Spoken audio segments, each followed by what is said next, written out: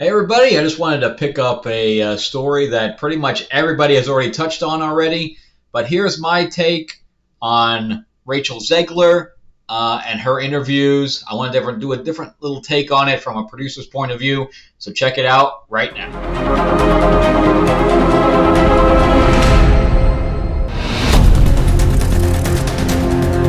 Hi, my name is Rachel Zegler. I'm an actor and I'm a proud member of SAG-AFTRA. All right, thanks and welcome back everybody. I'm excited to talk about Rachel Zegler after there has been, I don't know, 100 different videos on her and her different speeches at different events.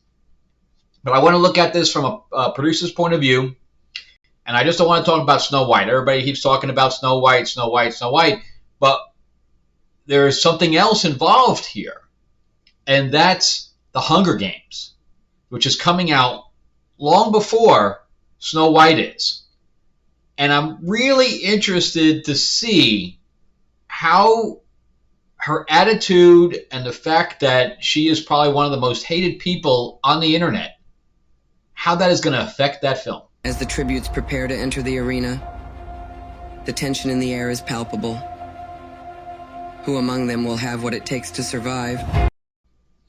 So let's get into Rachel Zegler real quick. So Rachel Zegler is 22 years old, all right? And you may say, well, she's young. But there's a YouTuber by the name of Amala Eknen, and I got a little tongue-tied there, so Amala Ekpenoni, and she is on PragerU, and she is practically the same age. I think she's 23. And listen to her speak, and listen to Rachel Zegler speak, and it's completely a different animal. So let's not even discount her age, because also, I mean, I bought my first house at 23. I was in sales at 23 years old. I had to pretend I was married, and grow a mustache, so I looked older. Of course, I don't have a problem now. I look pretty old. But yeah, so let's discount the age, because the age I think has very little to do with it. It all comes down to maturity and your culture. I mean, your culture from your home, how you were grown, how you were brought up. And were you taught to look at the world a certain way? Were you taught to, and I'm not saying that, parents, and I completely disagree with my father. In fact, I use my father as a particular isotope about what not to do. So there's my perfect example about not how to live life. So, but you're learning these things, whether it's hopefully you're going down the positive path, whether you're taught things that are good for you or bad for you. You're choosing. You're choosing to be good or you're choosing to be bad. Okay? So the problem is that the things that are coming out of her mouth, she thinks are good. All right? So let's get back into, her career here. So she was born in Hackensack, New Jersey. Okay, so she was not, I don't know if she was rich or not, but she definitely wasn't growing up, in the middle of Malibu. So there wasn't a huge amount of entitlement there that you kind of see from some of the, the Hollywood kids and things to that effect. So she didn't have that. She just, and this is the interesting one, she was actually named after Rachel Green, which was from Friends, Jennifer Aniston. So her mother was Colombian, and I think her dad was white. So it's funny that her name was also her mother's name is Gina, because we're going to talk about another Gina here in a few seconds. Before we keep going, though, I always forget to do this. I am trying to grow my channel. Please like and subscribe so I can do more of these. And let's continue. And again, thank you all for so much for watching. But anyway, she was raised in Clifton. She went to a prep school, etc. And of course, her breakout was with Steven Spielberg, where I guess she just put in a taped audition and she actually got the role. And she also played Bella, I guess, on High School She played a bunch of Disney princesses, and she played Princess Fiona and Shrek. I guess all through her, her career at school. So yeah, so that's a little bit about her. So again, she didn't come in from a very privileged. So I have no idea how this narcissistic behavior came out of her. So let's watch the thing about Snow White. I mean, the original cartoon came out in 1937, and very evidently so. There's a big focus on her love story with a guy who literally stalks her. Yeah. Weird. Okay, I mean, just the way she comes off, her attitude, her inflection, that's one thing my dad always told me that I actually agreed with, was not what you say, it's how you say it. So she says, and evidently so. I mean, how else do you take that where it's not... That's how it comes off. And then she goes, oh, well, the prince is the stalker. Weird. I'm like, what are you, 5? How do you get into this position where you're allowed to get in front of the camera and talk like a 5-year-old? And that's the problem that everybody's having right now, is that she's talking like a 5-year-old, and she's talking down to all of the people that are potentially her fans. And she's just making them all walk away. So, as a producer, if I had my actors, first of all, I would prep them never to do this. This is actually at a Disney event. She was saying some of this stuff. And Gal Gadot, I mean, she knows how to do interviews. She knows how to not get pegged. When she was doing Wonder Woman, they were trying to say, well, this is for women. She's like, no, this is for everybody. And she knows how not to get pulled in by the bait. So this guy wasn't even baiting her, or woman wasn't even this interviewer.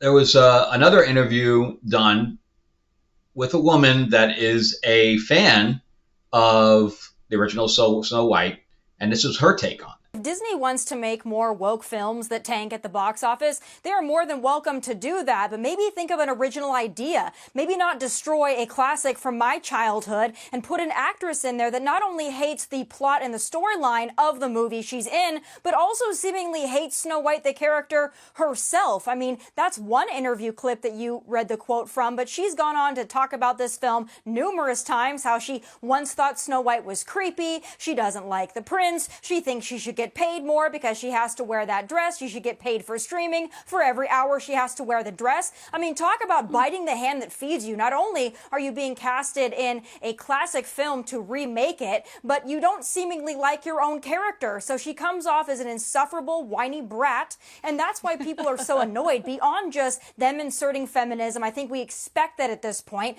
but why do you have to mess with a classic, especially with someone who doesn't even seem to like her own character? So it's not, you can't really call misogyny, because there's a lot of girls that grew up into women that grew up. In fact, I talked to somebody yesterday. I was at an event at a lighting company, and he said that his wife, when she saw what they were doing with Snow White, she cried, because she had grown up as kind of like my Star Wars, She grew up with Snow White, where it was her comfort food, and now when she sees that this is being destroyed, it saddens her. And that's what they don't understand, is they're trying to make something for a new audience, okay? A new audience, because apparently the people that believe in love and believe in hope and believe in all of these things need to be kicked to the curb. We're not interested in you watching this movie. We're just not into anything that you wanted, that you grew up with. We are not interested in you ever coming to this film. We want the 13 to the 15-year-old people that don't care about relationships. We want those left-leaning people only to come to this film. That's all we want. And then when the film fails, Iger's like, what happened? How are we losing money on everything? How are we driving this thing to the ground. Why is Walt haunting me? Ah!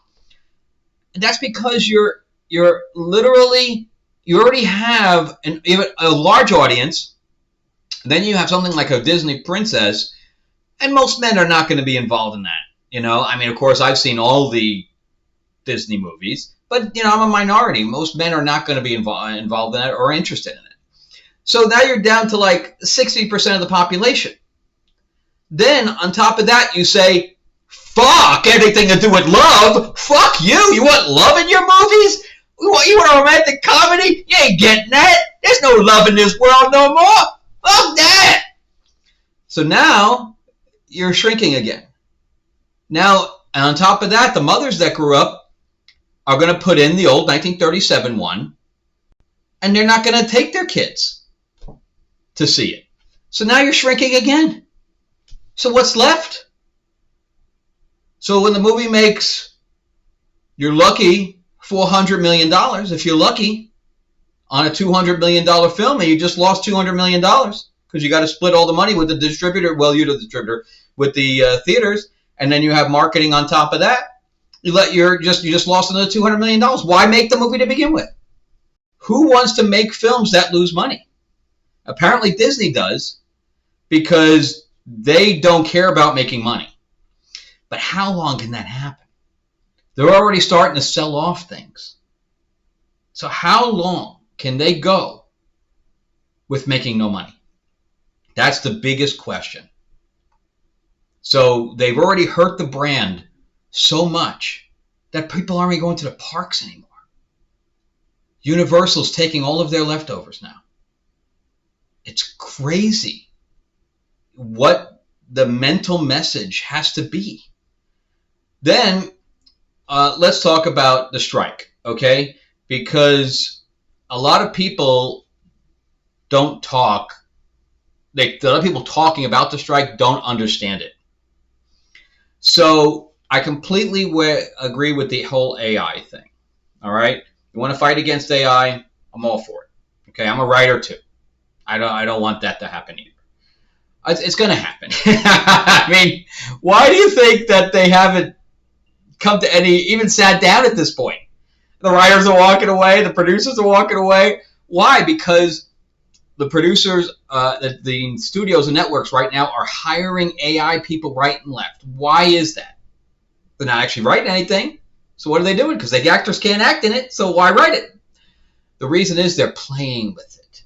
They're playing with what they can do, what they can get away with. So when they go down to the negotiation table, they can say, well, we want this in there. That's what's happening. On top of the fact that streaming people are losing billions of dollars and don't want to produce anything right now anyway, because they're trying to figure out what they're doing. So we have that. But meanwhile, then you have Rachel Zegler get up there and she says, if I have to be in a dress for 18 hours. I say, if I'm going to stand there 18 hours in a dress of an iconic Disney princess, I deserve to be paid for every hour that it is streamed online. First of all, you're not in a dress for 18 hours. I push back and call bullshit all over that. So there maybe was one day where you maybe were on set a lot longer. But here's the thing with SAG, okay? SAG rules, from a producer's point of view, every 6 hours you have to feed people. You have to do a sit-down meal. So if you're on 18 hours, then you're feeding people, 3 times? That's crazy. So, but then on top of that, I think is a 10 to 12 hour turnaround time for the actors, right? So using her numbers of 18 hours, right? So she started at 7 a.m. and she was there until 7 and another 6, 7, 8, 9, 10, 11, 12, 1 o'clock in the morning, whatever, 1, 2 o'clock in the morning. So now she can't get back on set until 1 o'clock in the afternoon. If they have to shoot exterior day, they ain't doing it. Because by the time they get set up and everything else is 3 o'clock, they have maybe 5 hours of shooting. And then let's say they're on 18 hours again. So now you're at 7 o'clock in the morning. So which means they can't get on set the next day until 7 o'clock at night. Doesn't work. The numbers do not work.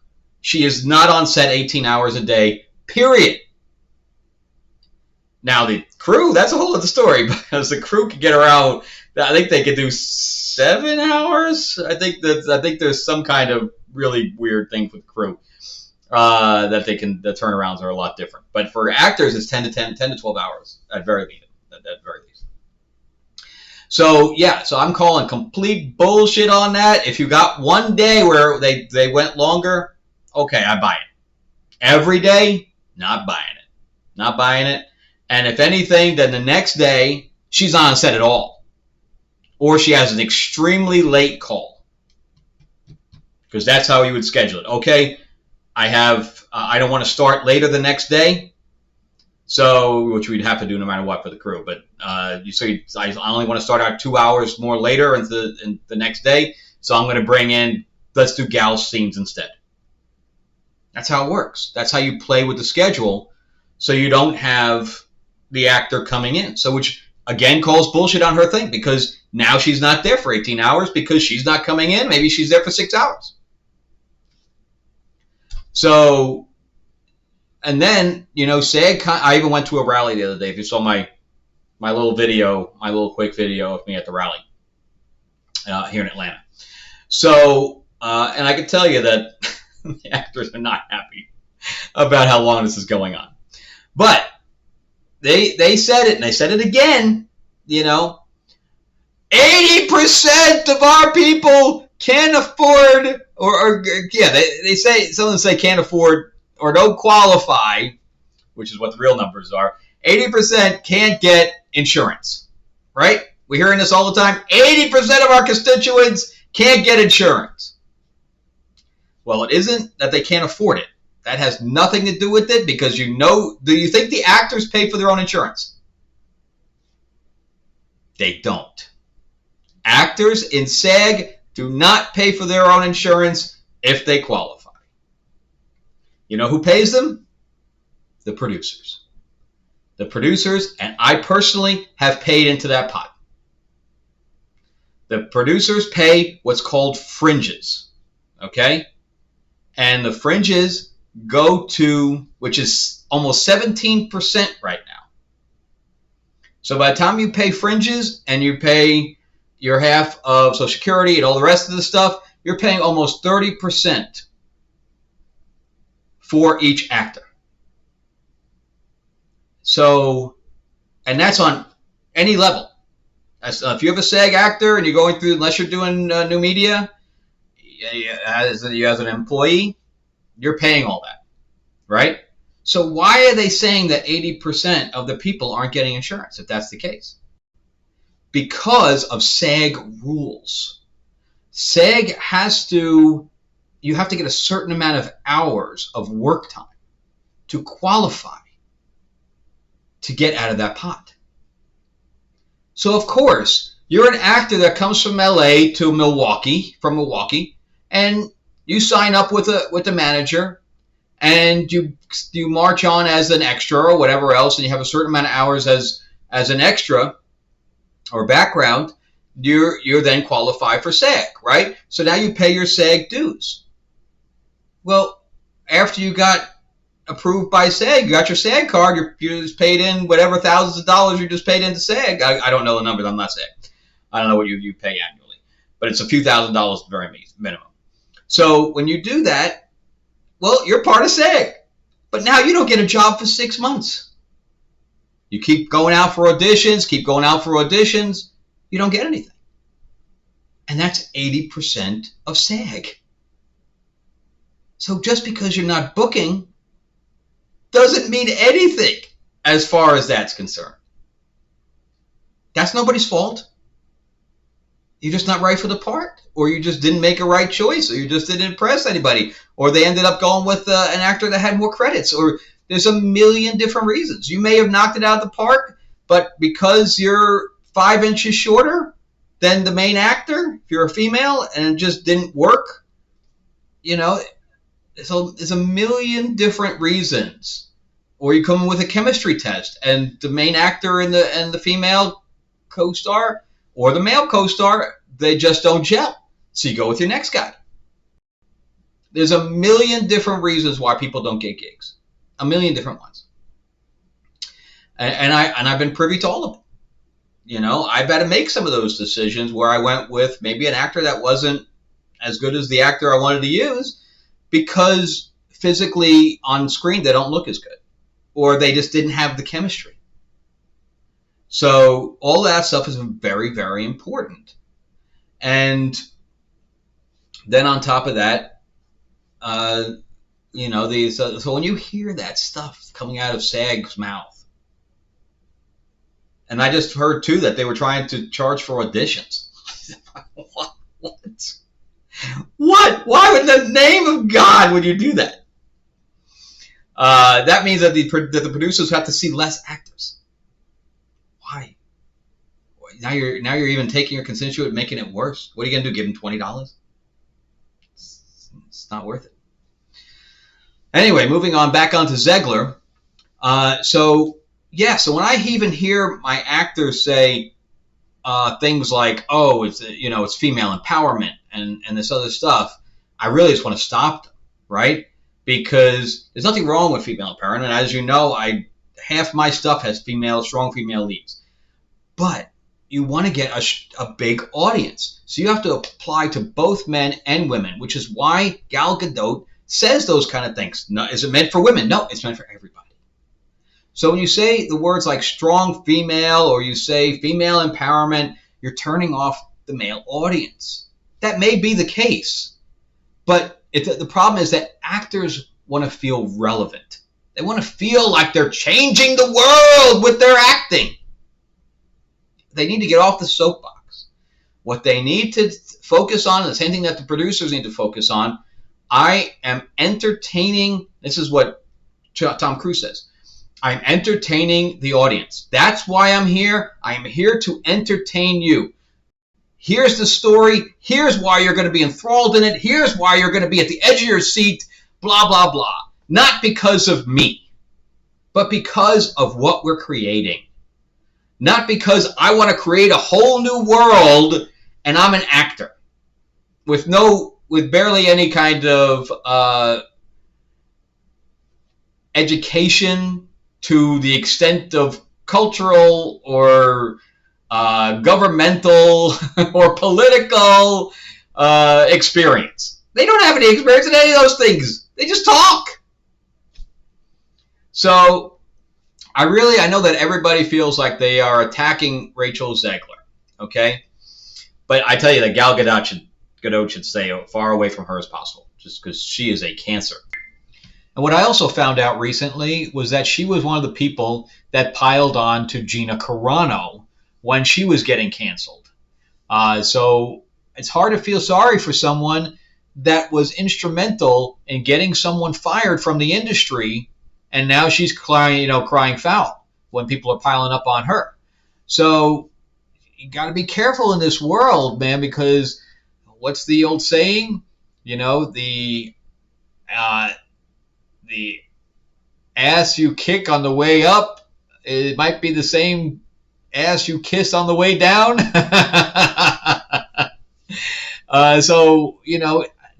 Again, it's hard to feel sorry for her when do unto others as they do unto you kind of thing. So I hope she just learns from some of this.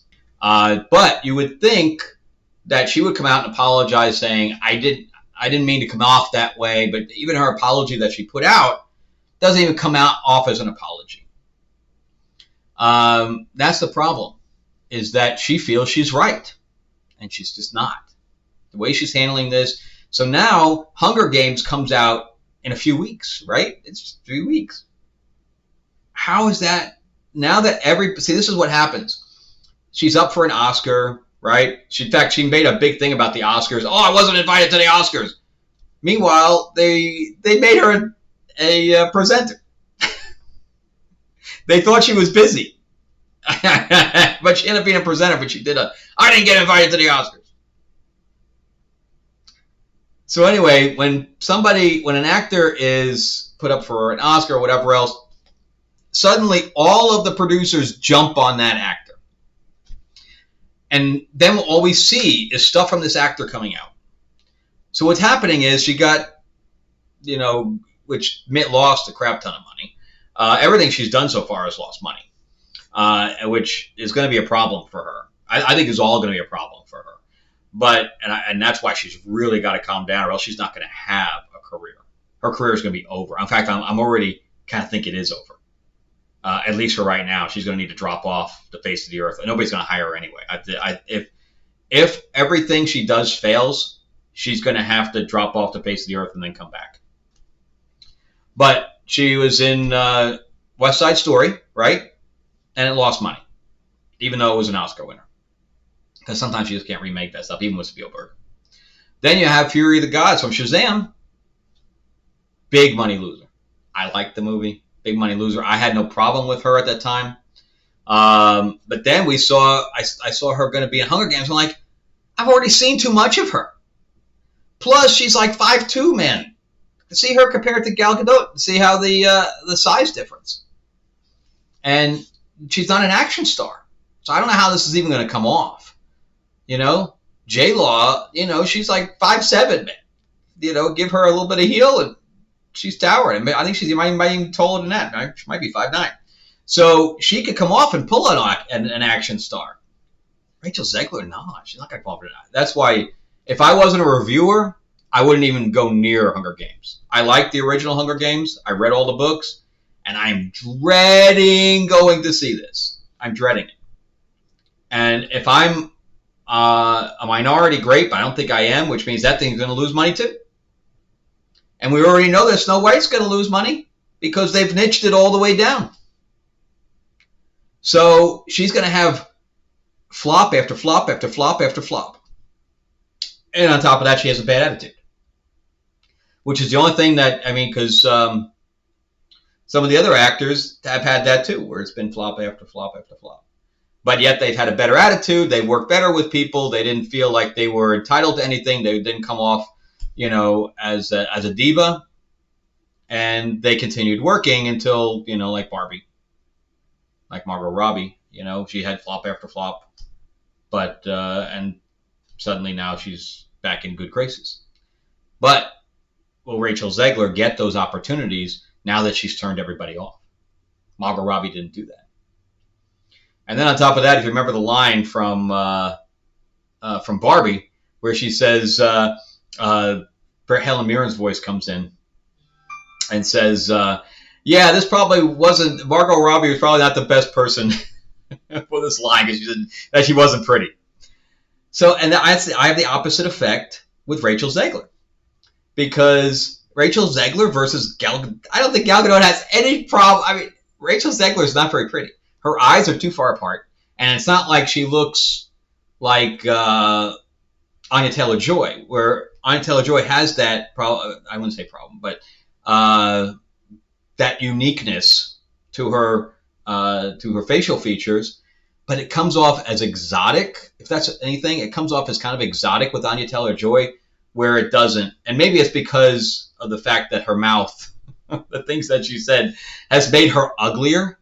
If that makes any sense. Sometimes, especially with a man, I don't know if this works with women, but when a man, you could have the most gorgeous woman in front of you, but she says certain things, and in your mind, she turns very ugly.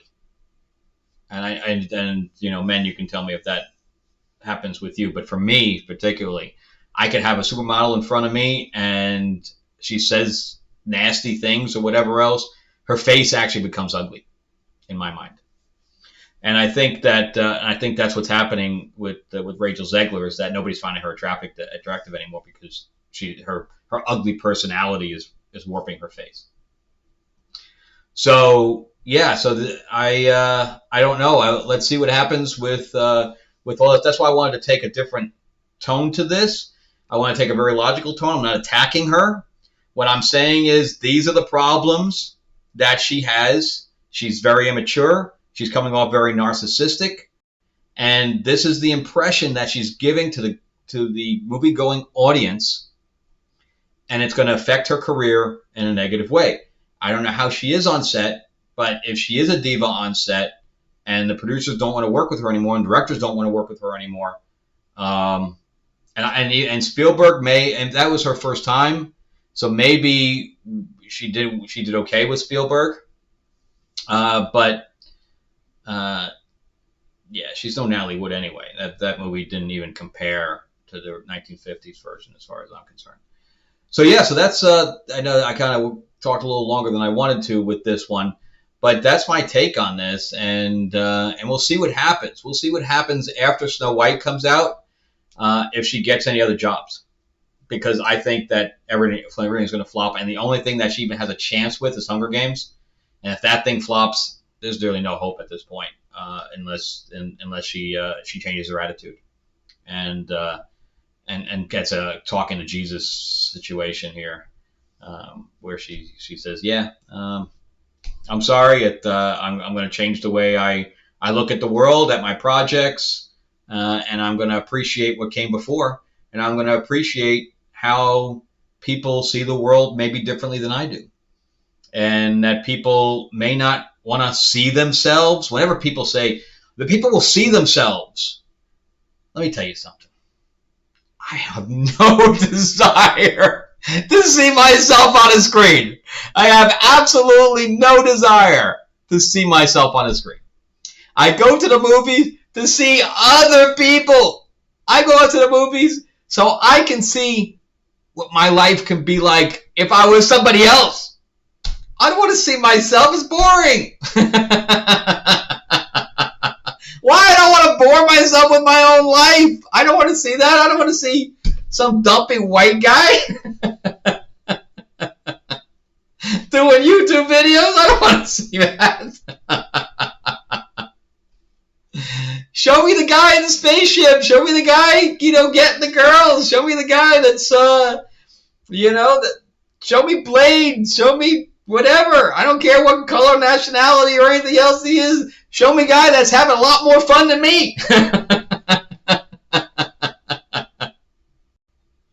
Show me a girl that can jump up on somebody's shoulders and put their leg around his neck and crack it. That's what I want to see. I want to see that stuff. I want to see chemistry between men and women. That like in Bogey and Bacall. I want to see that stuff. I have no desire. Tell me what you guys think. Do you guys want to see yourselves on the screen? Or do you want to see somebody that's a hell of a lot more exciting? Am I ever going to be running out of a burning building, holding a kid and saving the world? Hell no! That's never going to be me. Oh man, these people. I don't understand their mentality. If that's what they think the movie-going audience is, that they want to see themselves, I think that there's this many people that want to see themselves, but they keep hearing about it. So, these teenagers, stuff like that. It's like Destiny Aurora. I had one person text me, and she DM'd me and said, so does your book have gay people in it? Because I want to see myself. That's the only time I've ever heard that. And I said, no, sorry, I don't even get into relationships with my books because it's an action. It's an adventure action story. I mean, it's flirting, but that's about the extent of it. But sorry, I don't go into all that. Go to. I worked on the L Word. Go look at that. Maybe you see yourself. I don't know. I don't get it. So, I mean, there's been plenty of, lesbian characters and things like that I've seen that, I mean, look at Harley and Poison Ivy. She's been bisexual forever. Doesn't affect anything. Doesn't affect the story. Doesn't affect anything. So, is it either it's a good story or it's not. But whatever. All right, well, I'm going to plug my own stuff here. So we got, bringing it back out. Tales of Ravador, the Iron Witch. This is my new fantasy novel. I really have to start working on the second one. I got plot points, but I haven't started writing it yet because I have things that I've been kind of just going on about. And then my This is my graphic novel, Destiny Roar, which is a sci-fi. This comes from a 4-book novel series. So it's got plenty of action and everything else. This is an adaptation of the first novel. It's 150 pages long. I'm going to put links below about where you can pick that up. A lot of them are also on Amazon, but you can also pick them up through my website, destinyroar.net. This is Lords of LA. See, look. You see females on all of my books? Yeah, I'm not seeing myself as a female character, by the way. There's no self-inserts here. I don't wear dresses in my part-time or anything like that, in case you're wondering. So this is a vampire mob in the 50s. The second one, I'm going to be working, probably next week, I'm going to be working on the Kickstarter for that. So excited to release that because the artwork on that's really good. And this is, I'm kind of jumping off Lena a little bit because I'm going to go into a little bit of monster stuff for that. I'm excited about that. Anyway, that's it for me. Remember to like and subscribe. I'm trying to grow the channel out. Share it as well. And I know that everybody's done a million takes on Rachel Zegler. I'm hoping that I did a little bit different and got into the economics of Hollywood a little bit more. All right, thanks again for watching, guys. I know this one went a little long. All right, talk to you soon.